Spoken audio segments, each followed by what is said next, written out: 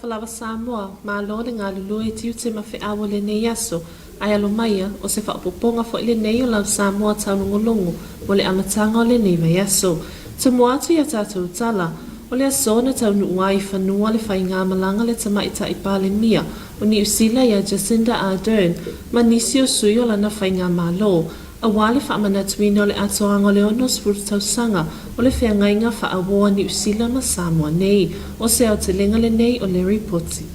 O le sona taunu ua I whanua le whai ngā malanga le tamaita I pāle mio ni usila, ia Jacinda Ardern, malana au malanga o nisi o sui o lana whai ngā malo, o le whai ngā malanga e luasa o fofuaina, ma o lo o ngā tonu lava I le whaamana tuina o le ono spuru tausanga le whiangainga whaawoa I le vāo Samoa ma ni usila.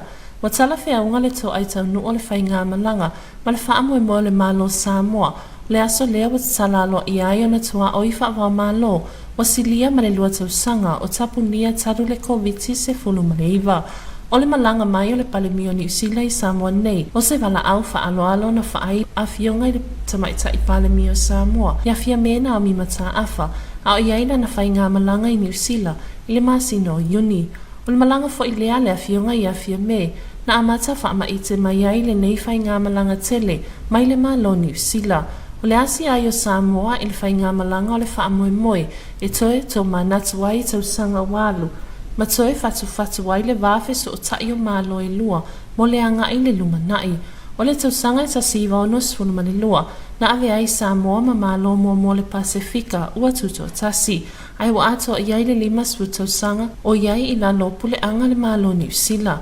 O le lua masina talo na tuana I le tuto atasi, ni aso mo au kuso I le tasivo no lua, na saini a I loa e le lua I pale mio Samoa, na fionga I a fia me mata afa famui na muli nu ule lua, o ia fo I le tua ao le tamaita I pale mio lo o iai nei, ia fia me na o mi mata afa. O le amalanga e peo na to ai tau nu o I le aso, e au fia le tamaita I pale mia, o le minista ia Caramel Sepuloni, o le minista o tangata Pasifika ia au Peter William Seal, o le taitai o le tuanga ia Christopher Luxon, whaapea manisi o sui mai vaenga whaupu whai o le palemene o New Zealand. Mao tai au lea wa fuafua e toi tu uai I le nei au malanga Samoa, o toi tali watu I Aotearoa New Zealand. Lea whananai se konimola Samoa taunolo. O le whai unga le mai aso na te nei sa whaatino I nai leo singa whiangainga, ale e ka le sia whaapotipitonga Kerisiano Samoa I tula ele, ma le susunga ia tia whaawofo ngā tolo ai, ma le whaletua ia Tracy, o se atoanga le nei o lea whaamoe moe. O tuswa ia o le pengai kuai ma pengai kou, o rama le lea ma waia o umatau whao tanga e whao wau, e ala le whaapotua ia I suke riso. O maksa tonu. O umatau tonu o wala wina o lua e le kua o se tausi le kansia, ma le lea whaapotua. E te porfona tu e au suma I pawhau, e te pai au ngā wenga I pamaoni, e te tāna ia kule pionga le kua, e te tausi I Sakarameka ma pai ma leo leo le laku mamoe, e te ora I leo lana pane kua, ma sang whamata no whieina o ngā le kua tātou whahola I mea umana. Il soso ni mai o le a o le kua le tātou te mao I langi o le o fwoi nātu I atu urua le roka e whai aia me uma I le ringi whono nā tuno e runga I atu urua e le e whai an whatau nuina o mua whamoe moe se tuna mai ne kari se tuna ele o soele kane sia I kurele. O tōtarea le sunga ia tia whaofu ngā toroai ma tansua ia Tracy. E a wea ma whai whiau o lautou o roka. E tōtu porfora atu ia I la ua, o le au tōku sa whani mama ia I la ua. Au whai ai la ua nei ngā wenga whaau auna le pua.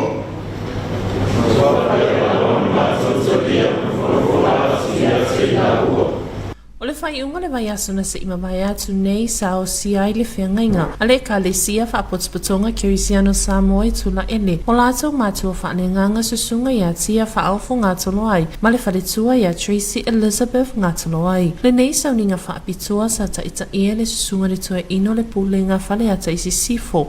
Le susunga ia tautua Aurelio. O talo sanga sa ta penaina le susunga le wha whiangainga ia eno kapo niu. O le whaitawino a whionga pa ia le atua, sasau no iai le susunga i le whawhiangainga, ia no wata saifoloi.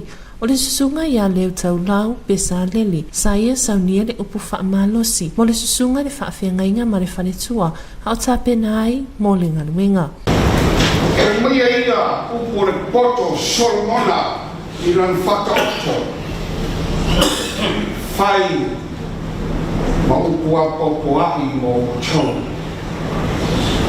Fa mai solmona e mama ai le omea fa pena foi on fa mafa fana o le tangata I lanamo iron sharpens iron and one person sharpens the wits of another. Opu Olo of my area to my potato, but a finger Emana Mia Leola, Felamlama. Emana Mia le tu fatasi, e fa tino le maluenga le tua. Ele foi lá para ele comer, ou ele fa mai se facila. É aí. E fa mai ele se comer, Ina ia maai, ma whaonga ina te tau. Upuna le poto o tātu tangata. Sasau no fo ile susunga ia tia whaaufu ngātalo ai. E whai masuia le la ainga e whaafetaia le tofinga le atua. Mo I la ue ngā lulue aile e kalesia e whakasai tula ele. Ele whangaru ina fo ila ma whaafetai tēne. Ia I lato umo e sa ngā rofa manga le mai ai ma ua so seitu. Ua le mawhai ona mawha le uina o tō sua. Ua sila fia e le atua mea umo o tō hoi. Tau ina ia whamanu ia atu lana fio. E momori fo ila mawha aftai tele. E o ma ua mātua whale anganga. O e sa amata mea ta pena no ma ua ola whātua tua. E susunga le toe ina pensione ma lo. Whai langi le fo lango a Solomona tuatanga loa. Ma le whale tua ia ane. Papele sunga fa penga ya so tia karoma ma fa tua ya man o le fa casa e ma lava ai mai se le sunga le to ina pensione ma lo o ta vita ni sonne ma fa tua ya papele fa penga ngo fa si o ta tanga vai ma fa tua ya li o le fa casa ya fu fa tai tele mo me un masa pai mo ma o ai mai se le ta pena ina lo ma o fa tua mo na yo ma tua pele ina Papeo ma inga umai Samoa matunu e mau. O le aso le nei o tau nuai la o tau miti. O le ua tali le atua ia o tau tatalo I le au maripo. I la o tau taulanga tangata. Mo lana te au mari ngā luenga. Whaafitai te lea mo mea uma sa whai mo I maa ua. Whaafitai mo ti ma inga ma whamunianga o tu ina mai mo I maa ua. Whaafitai atu fui inisio maa inga. Sa malanga mau mai atu nua I mau. E fia awai le nei wha moe moe. Ui lawa ina nutia I kuawa. E whenga iai mali poviti wha apea le tango tāle sui fuanga. Au o tātou mapu lawa I whanga lele I le arufa maleanga lele o le atua. O loo tō titi whaitama. O tu ua ai a inga manga guenga. Ai wha awa noa o tō taimi. Ina ia tātou mafu tāi le nei wha moe moe. O le kalesi e tula elesa whaawaina le susunga le toia ina penisione ma lolo ia whaunga ma tautia ma le whaletua ia maima ma o le susunga ia tia ma le whaletua ia Tracy o le whaawhiangainga lona lua leo le ngā solonga le au whai ngā luenga o si whiangainga ma le e kalesia e whakasai tula ele le whananai se kone mo lau Samoa Taulogologo. O le asusana se imawai atu. O le asusalo na fitu leo le polokalami whaawau, a le ofisa Missionary le EFKS ma le asusa mua fo I lea mo le motu te leisa la whai, o se atuanga le nei o le ripoti.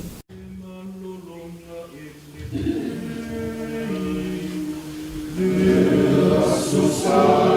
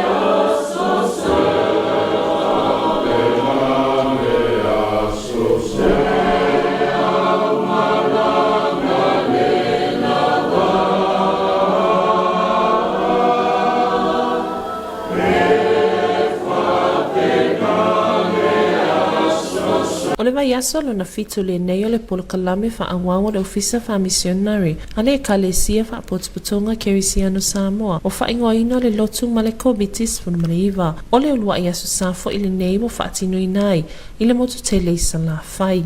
O le nei polokalame o se whaamaite le lei e langolango suaile e whakasata wala atu i le Komiti Faamisionare e fisosoani matanga nuenga le malo mo le una iyo a wala puipuinga mo le whaamai o le Komiti Faamisionare o lo o ngalu e whaatasi le Komiti Faamisionare le e whakasa ma le matanga nuenga o leo leo o matanga nuenga o le soifua malo loina e mo moli le nei fi au taua i si o tatou watu nuu o le susunga le whaifi auto e ina ia amu ia se wala sa ata ita ia le nei whaamoemoe se sauninga lotu. Au tau mawhai o nei asu. E rangona le whātau wā. I lo mo le atua. E rangona le whātau wā. I lo mo le atua. O le tai whatolu mā losi lea sa tau mawhai e nei o lātou pūlea na lo langi aso.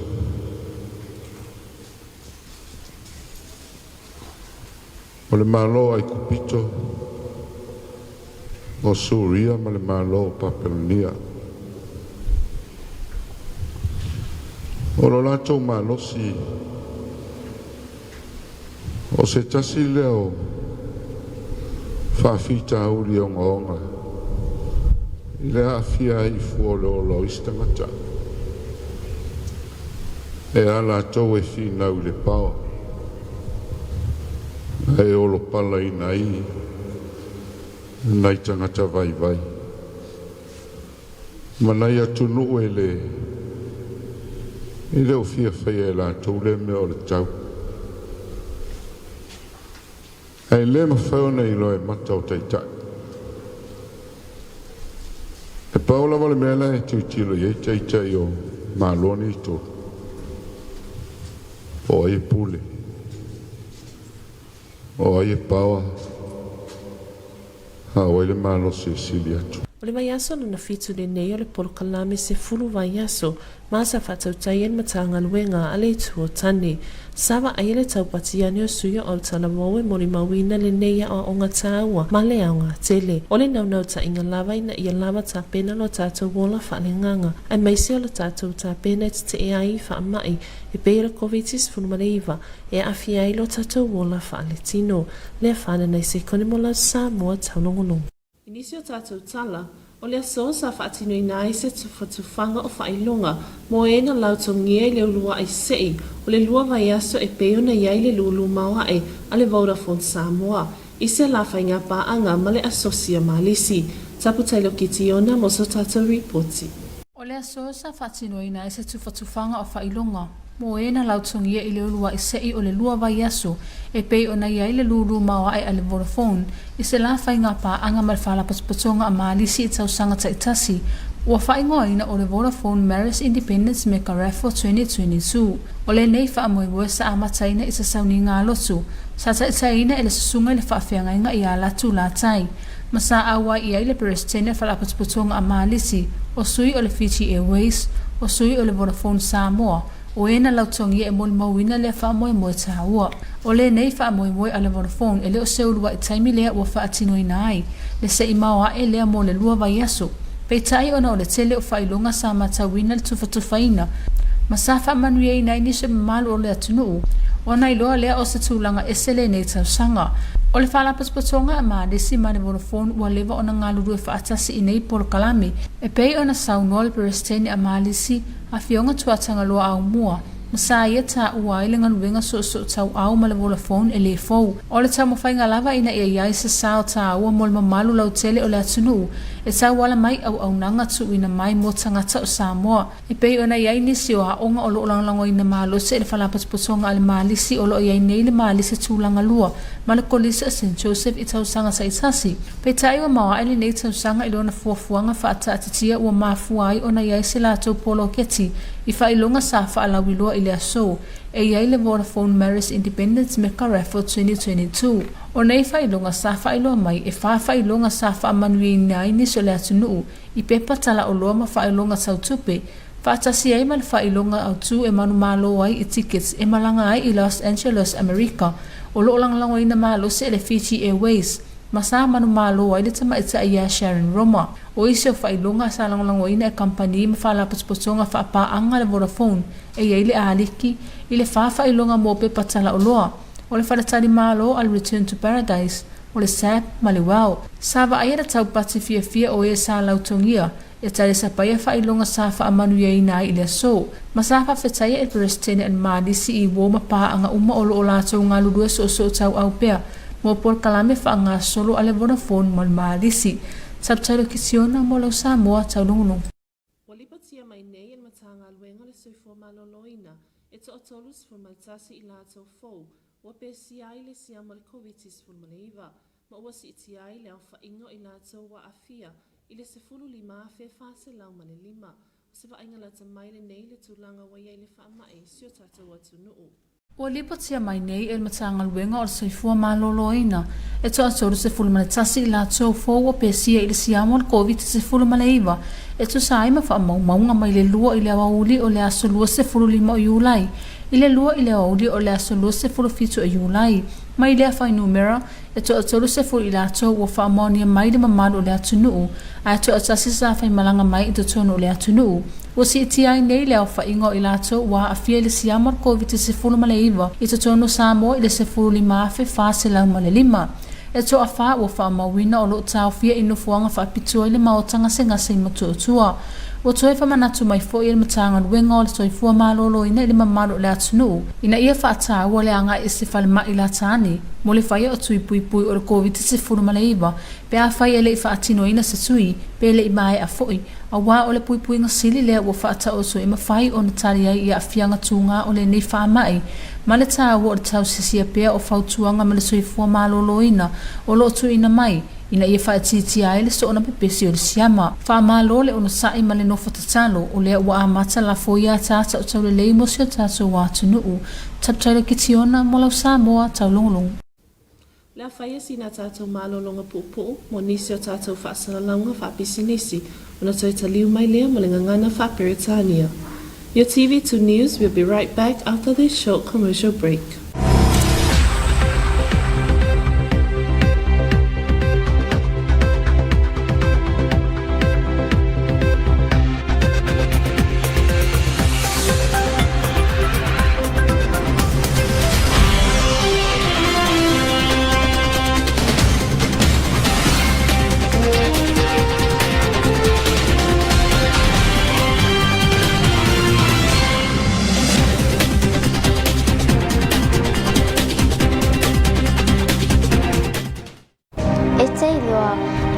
Ona tafi e se le whaamai o le TP mai Samoa. E te tuse le le pipuinga o le pipisi o le siama TP, ma le vei rasi el Komitis Faamisionare. Ma whai ona tātou pupui o le pipisi atu i le eisi tangata, pe a pupuni whaaleleilo ngutu, pe a e tale, pe mawhatua foi.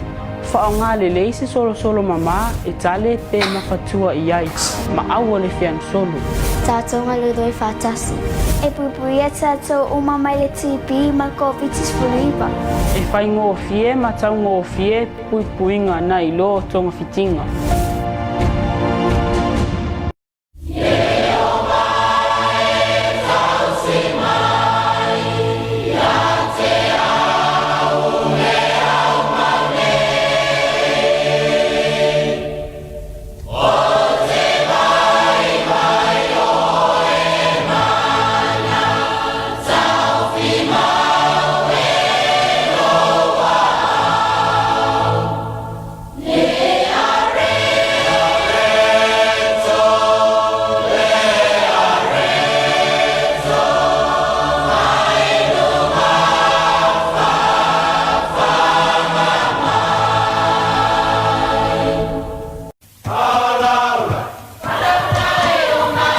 Awane e misia lunga lo wala ata le EFKS TV.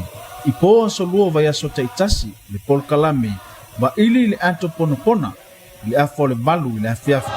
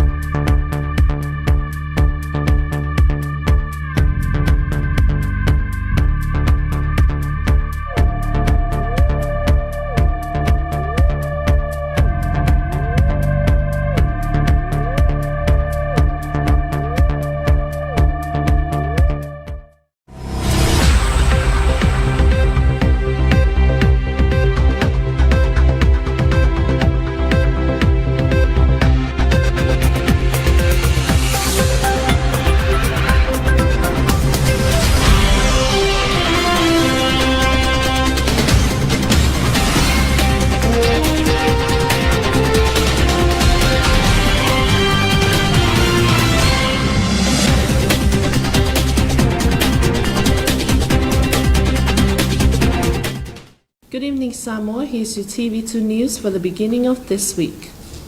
Leading our bulletin, New Zealand Prime Minister Jacinda Ardern, her parliamentary and community delegation, has arrived today as part of a 2-day visit to mark the 60th anniversary of the Treaty of Friendship. Here's more on this report. New Zealand Prime Minister Jacinda Ardern, her parliamentary and community delegation has arrived safely today as a part of a 2-day visit to mark the 60th anniversary of the Treaty of Friendship. Ms. Ardern was invited by Honourable Prime Minister of Samoa, Fiame Naomi Mataafa, to Samoa to celebrate the friendship and strong partnership of the two countries over the past 60 years. This trip builds on Prime Minister Fiame Naomi Mataafa's visit to Aotearoa, New Zealand in June and provides another opportunity for two nations to reflect on our shared past and think ahead to be a shared future. In 1962, Samoa became the first Pacific nation to achieve independence after almost 50 years under Aotearoa, New Zealand's administration. 2 months later, the Treaty of Friendship was signed, committing both governments to working together to promote the welfare of the people of Samoa and conduct our relationship in the spirit of close friendship. The treaty remains the guiding light for our way forward. The Treaty of Friendship was signed by Samoa's first Prime Minister, Fiame Mataafa Faumuina Mulinu'u II, father of current Prime Minister Fiame Naomi Mataafa, on the 1st of August 1962. The centerpiece of Ms. Ardern's visit will be a reception in Apia in commemoration of the Treaty of Friendship. The New Zealand Prime Minister will travel with the Minister of Arts, Culture and Heritage, Caramel Sepuloni, Minister of Pacific Peoples, Albito William Seal, Leader of the Opposition Christopher Luxon, representatives from each political party in Parliament, and a delegation of Aotearoa, New Zealand and Pacific leaders. Ms. Ardern and her delegation will return back to Aotearoa, New Zealand tomorrow. Leafan and Isikone for your TV2 News. By the end of last week, the Congregational Christian Church Samoa Taulogologo welcomed their new spiritual parents, Reverend Tia Fa'aofo Ngatoloai and Tracy Ngatoloai. Here's more on this special service. The Congregational Christian Church of Samoa in Taulogologo in the district of Faleaʻatosifo welcomed their new church minister Tia Fa'aofo Ngatoloai and wife Tracy Elizabeth Ngatoloai. This special service was held at the CCCS Taulogologo and the ceremony was led by Reverend Elder Tautua Aurelio. Prayers was led by Reverend Enoka Poniu. Bible reading was led by Nowata Saifoloi and the words of encouragement was led by Letau Lau Pisaneli. Reverend Tia Fa'aofo Ngatoloai spoke on behalf of him and his wife to thank the CCCS Taulogologo for choosing them to be their spiritual parents, and all glory to the Heavenly Father for their call to be leaders to the CCCS Taulogologo. Lefan and Isikone for your TV2 News. Last Sunday was the 7th week for the ongoing program of the Missionary Department called Church and COVID-19. and was the first Sunday for the program in the Big Island of Samoa. Here's more on this report.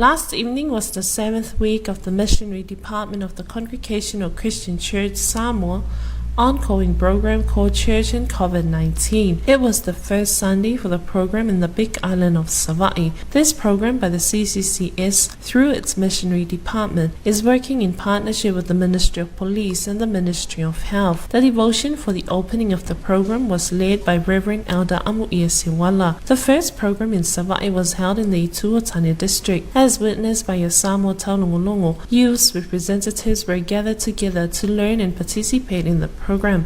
The program not only helps to promote ways of prevention, but to learn new ideas and methods for a healthy Samoa, not only our spiritual lives, but our everyday life and living. Lefana Naisekone for your TV2 News.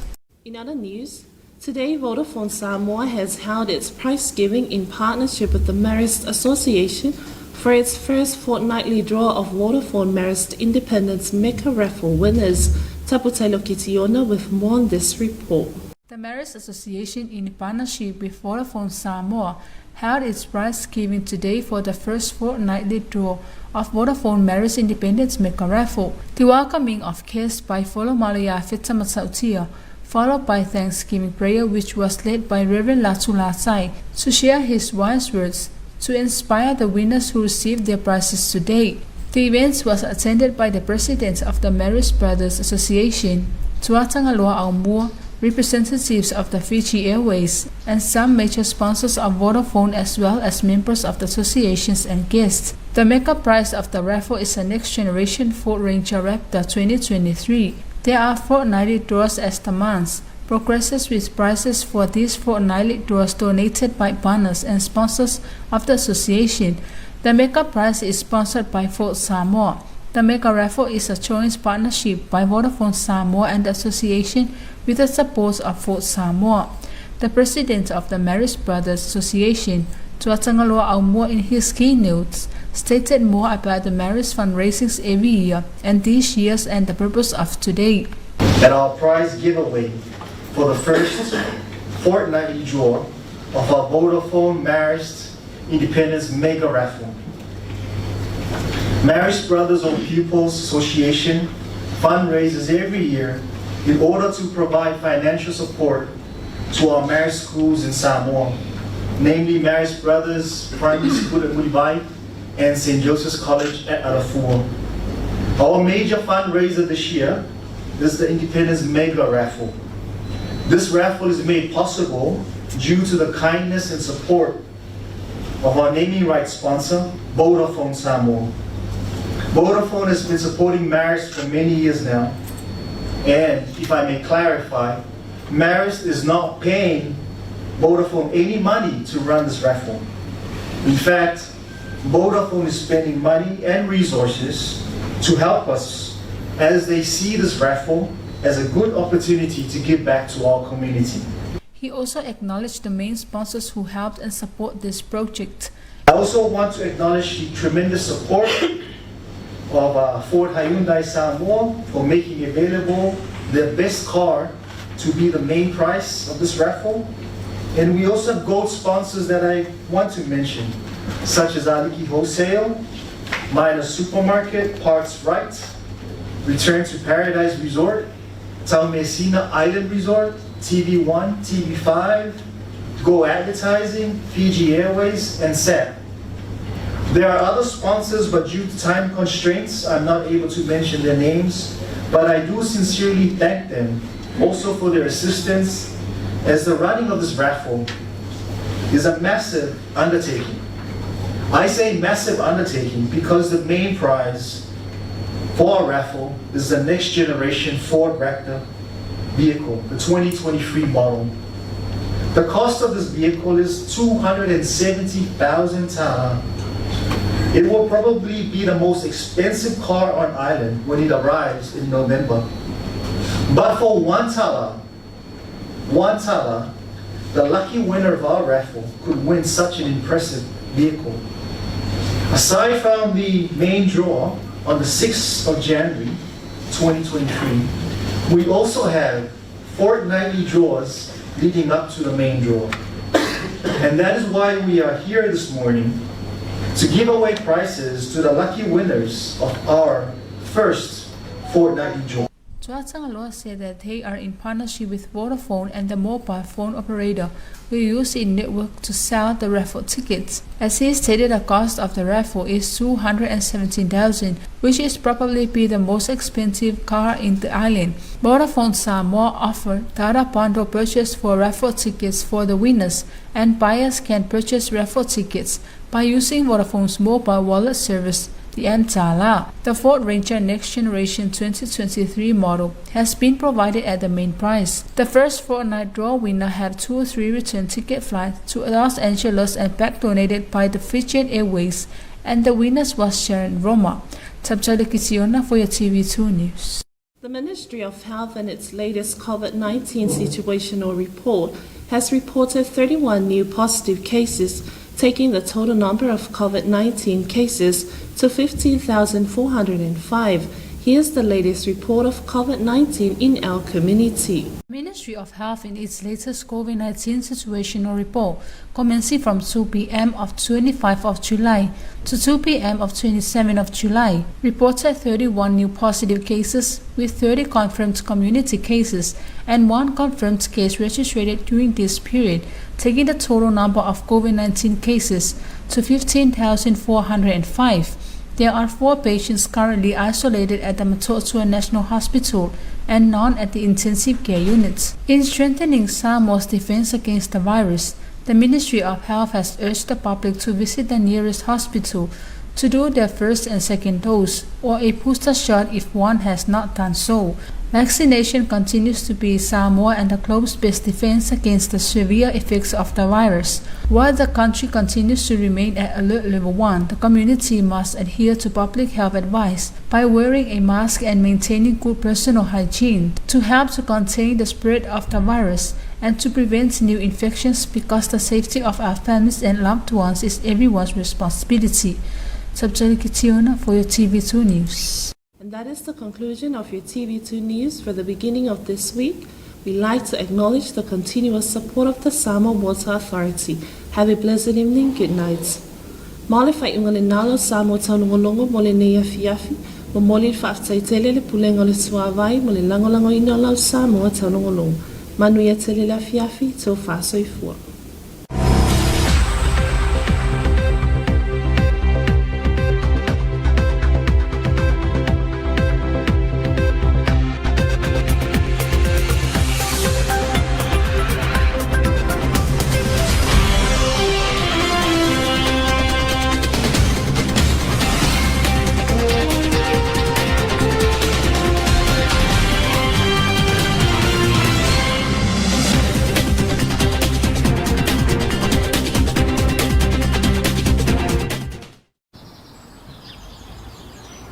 Tama, e iei se mea whale tonu laupi.